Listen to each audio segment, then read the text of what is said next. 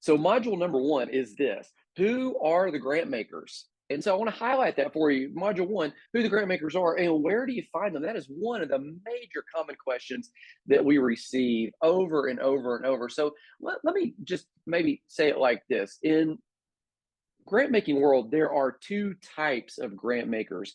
The first is private charities and foundations. The second is government grants. Now, for the purpose of this training, I'm going to highlight private charities, private foundations. We're going to focus on them. Government grants generally require more paperwork, they take more time to apply for. The answers don't come back as quick. You can get them for larger amounts because it's government, but as is the case with most things government, it is a bureaucratic firestorm. There's a lot to it. So, my advice to you is this: in the early days, specifically, go with the private charities and foundations. And as you learn that process, because the government grants are a lot more complex to apply for, as you learn the process of private charities and foundations, move to and perhaps add the government grants. Now, I'll also say this: the government grants are for a lot of things that probably you don't even do. So if you're doing prison reentry, you can probably get a government grant. If you're doing something about racial reconciliation right now, you could probably get a government grant. Some of the other things that you're doing, you probably want to get funded more quickly than a government grant might take. Sometimes it can take 6, 9 months, a year, or more to get those government grants in place. They often require a reporting person. So you got to have somebody full time on staff that's going to manage that grant. In other words, it is a cumbersome process. Right now, keep your eye on the ball of the good work that you're doing every single day. In other words, the ministry that you got involved in. And that means early on, you probably want to start. In fact, I would say not probably, you definitely want to start with private charities and foundations. And then, if you so choose, in the future, you could move to government grants. Now, I will say this: there are agencies out there that are free. In fact, some of them are government agencies where you can get on their email list and you can say, hey, I want to know when you guys release what's called an RFP, request for proposal. And so get on those email lists early on, just do the search and you can find out about government grants. But for my purposes, I'm really staying in this lane right here: private charities and foundations. Here's another reason that you want to do this, and I'm going to highlight this later on in the training, but I want to go ahead and let you know about it. Is one of the essentials is to find out who the gatekeepers are at these private charities and foundations and build a relationship with them. And you can do that with the charities that are all throughout your city and even a little bit in your region. And as you do that, I mean, these are people that really, they may not be the official decision maker, but they interact with those decision makers. And those decision makers really rely upon these gatekeepers. And so if you can build a relationship with them, then it's more easy for you to get funded. And I would say you can build a decision maker relationship with people that are the local banks, they're the local charities that give money, that are some of the local foundations. That's far easier to do. It's difficult to build a relationship with a bureaucracy. And so in the government world, you may get the same person every time you call, but you probably won't. In fact, 99% of the time, you will not. So that's another reason. Build a relationship with private charities and foundations. So here's where you can find the grant makers. That is the big question that we receive all the time: is where do you find the grant makers? How do you find it? Let me give you 3 ways to do this. Number one is you can do an online search. You can go on to google.com. You can begin searching.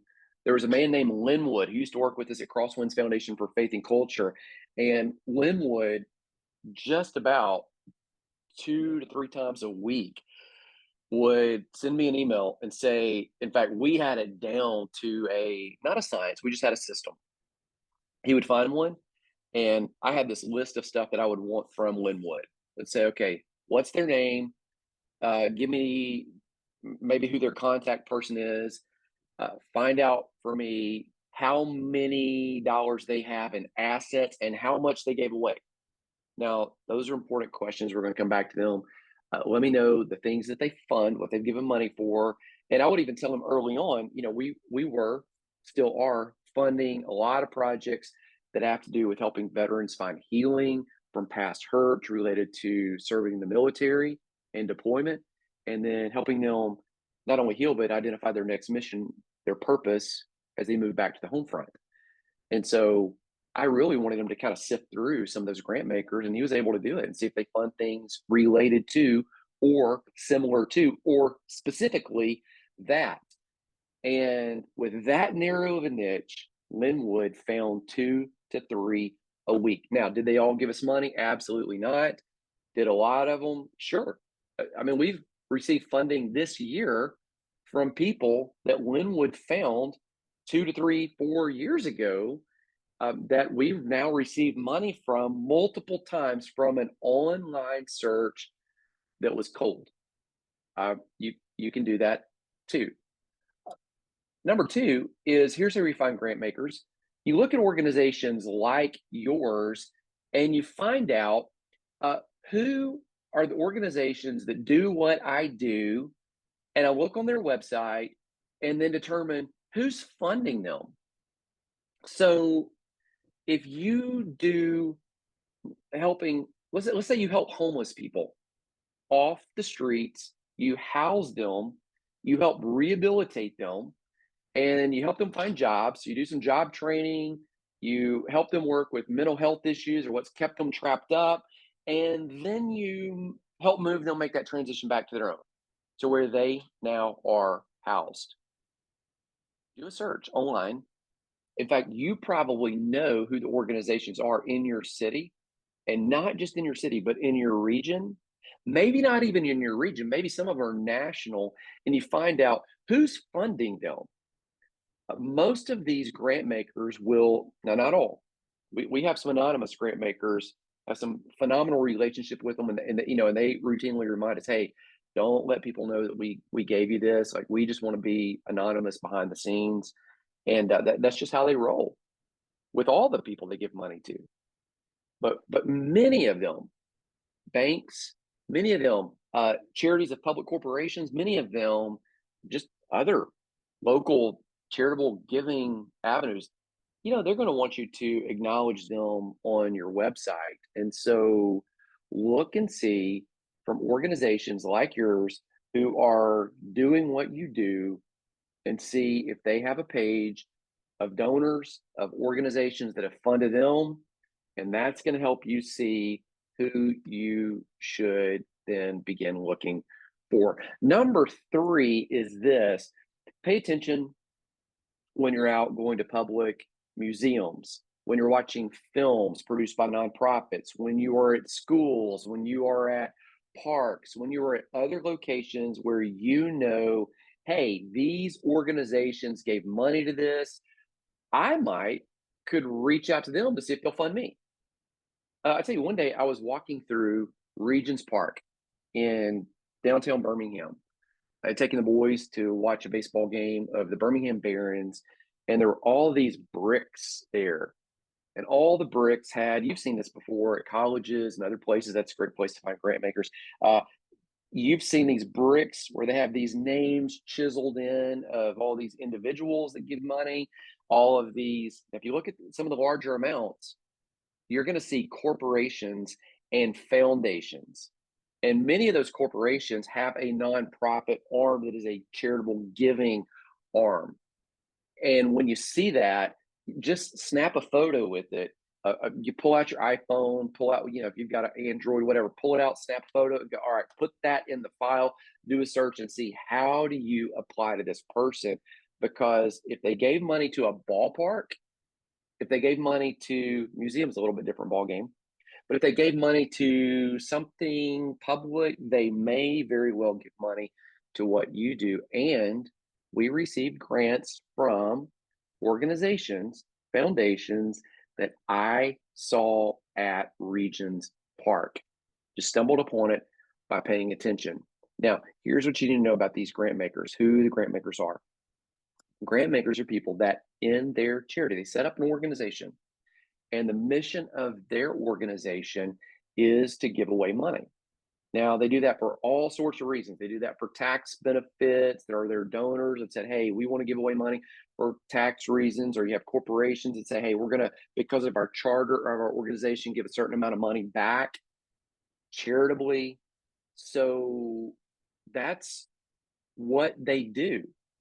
In the same way that the mission of your nonprofit is to help people coming out of prison, in the same way that the mission of your nonprofit is to help inner city kids, in the same way that the mission of your nonprofit is to feed people or to train people or to build homes or to somehow touch senior adults or to whatever it is that you do, there are organizations who have said that their mission is to give away money.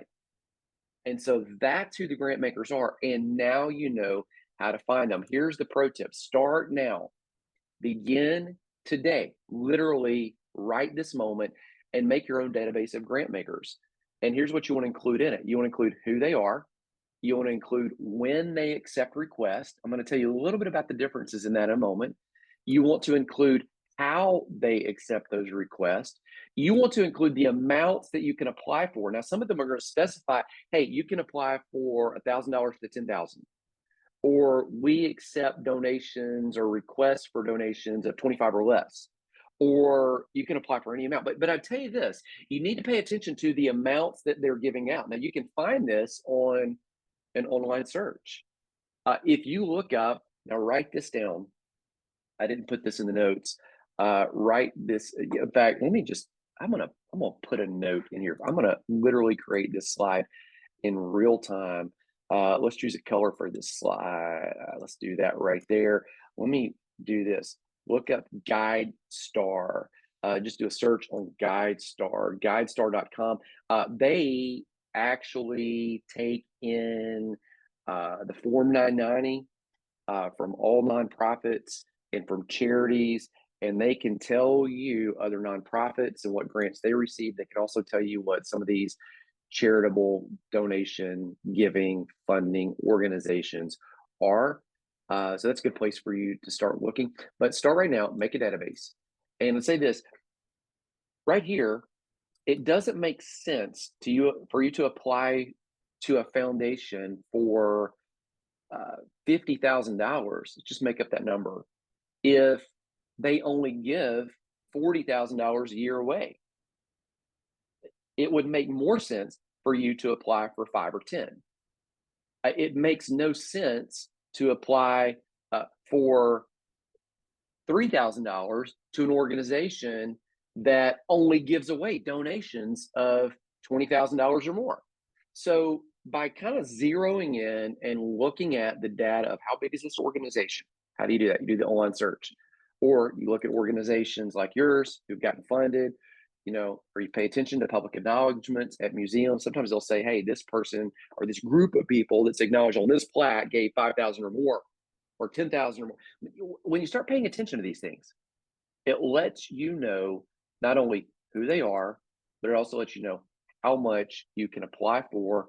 And there's going to be other things that you need to know that you need to place in that database. So what are the other things you need to know? It might be, sometimes my notes are real random on my database. I'm going to show you what they look like in a moment, or in one of the other modules.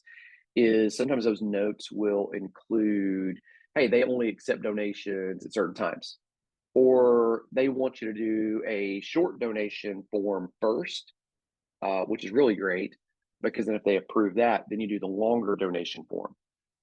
Or they want to help with certain niches within the niche of what we do. Or some of the notes right there. Most charitable organizations will not give you money for an event. So if you're doing a banquet, hang it up. They won't fund it. Most of them. They won't give you money for operating expenses. Most of them. They won't give you money, most of them, for capital improvements. Now, some will. So when I see a grant maker where there's an anomaly like that, that's something I'll write down. Most grant makers aren't going to give you money to shoot a film. So again, when I see something like that, hey, they fund films, I'll write that down, because hey, that's just something that kind of highlights to me, that's something else that I really need to know. Okay, so that helps you see who are the grant makers and where do you find them.